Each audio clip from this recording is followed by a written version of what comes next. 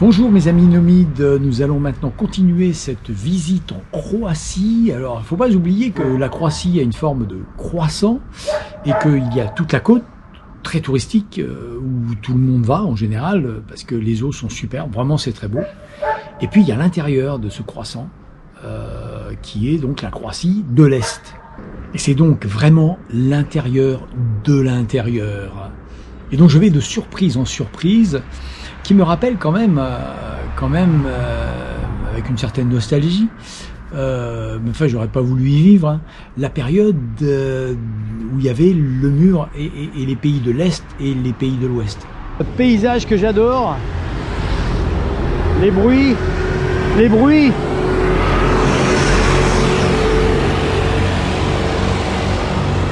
Là vraiment, en plus la pluie. Je suis vraiment dans une ambiance de rêve, quoi. J'adore. Je revis.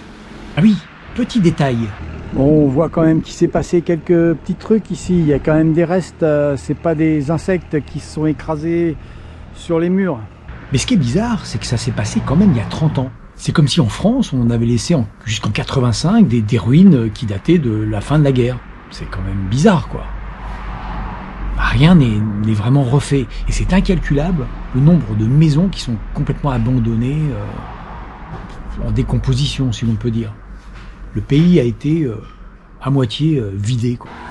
Alors voilà à quoi ressemble la Croatie pendant 400 km. Un alignement de maisons plus ou moins moches. Et je pèse bien mes mots. C'est pas plus ou moins joli, c'est plus ou moins moche. Il n'y a pas grand chose à voir.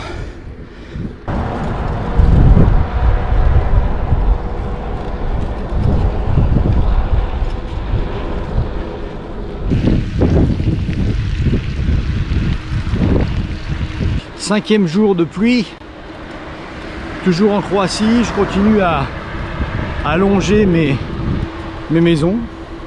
Alors ça, effectivement, c'est très très bizarre. C'est même pas des alignements, c'est un alignement de maisons autour de la route principale qui traverse tout le pays. Alors de temps en temps, il y a une boulangerie, un coiffeur et 3 cafés-bars. Et un petit supermarché, mais on a l'impression qu'il s'est toujours fermé. C'est très étrange. Alors ça voudra dire, ça veut dire qu'on est au centre d'un village, quoi. Mais les maisons continuent. Puis un petit peu plus loin, 15 minutes plus loin, hop, encore 3 cafés-bars. Alors il y a café-bar, il y a que café-bar, hein, c'est que café. On peut pas manger. Les restaurants, par contre, c'est tous les, on va dire, c'est tous les 10 ou 15 boulangeries, quoi. Longue distance, mais impossible, il y a pas de resto, il n'y a rien. Et j'ai fait décoller mon drone pour voir qu'est-ce qu'il y a de l'autre côté. Je n'avais pas aller prendre chaque rue transversale pour aller en vélo. Ben voilà, regardez. Je raconte pas d'histoire. Et tout le pays c'est comme ça. Tiens, je vais agrandir pour vous montrer. Regardez bien, en haut, à droite. Un petit bivouac, tranquille. D'une petite forêt.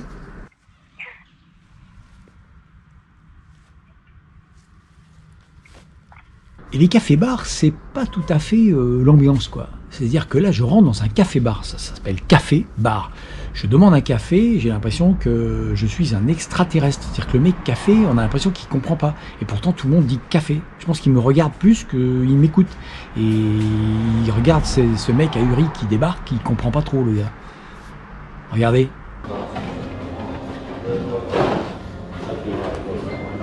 A coffee, please. A coffee? A coffee? Please, yeah. Milk or no?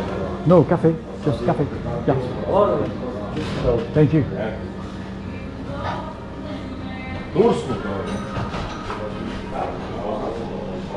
Voilà à quoi ressemblent tous les bars du coin, quoi.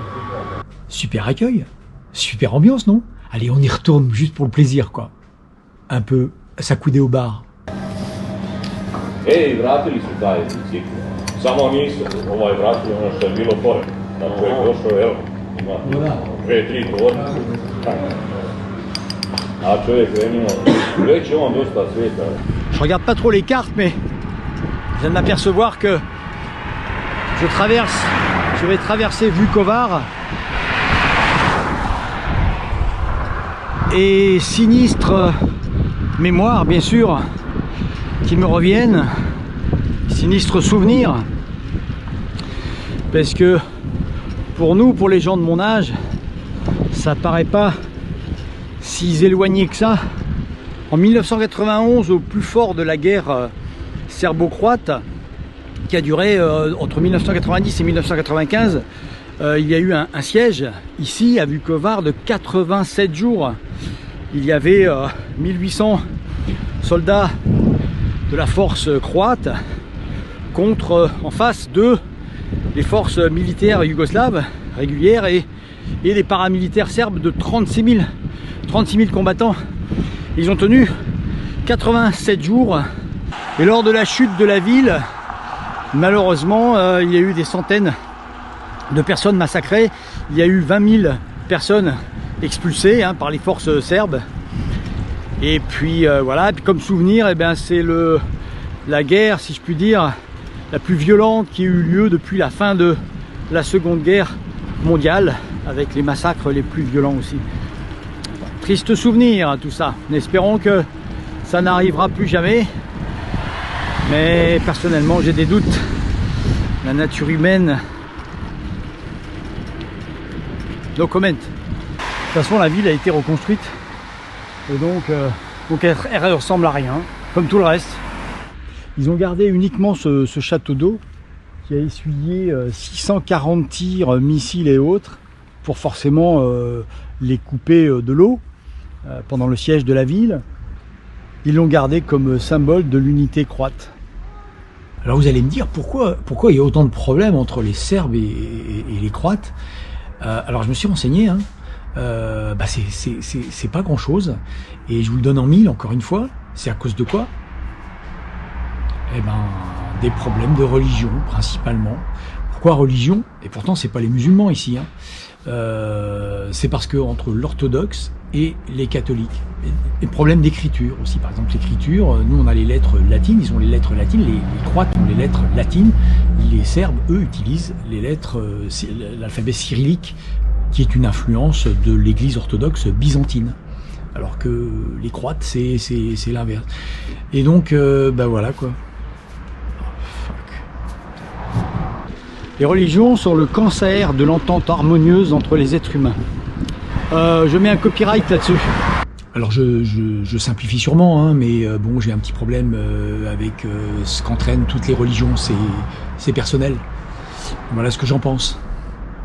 Décidément, la Croatie aura été que de la pluie. En même temps, si j'étais resté à Ljubljana pour attendre que la pluie s'arrête, j'y serai encore quoi.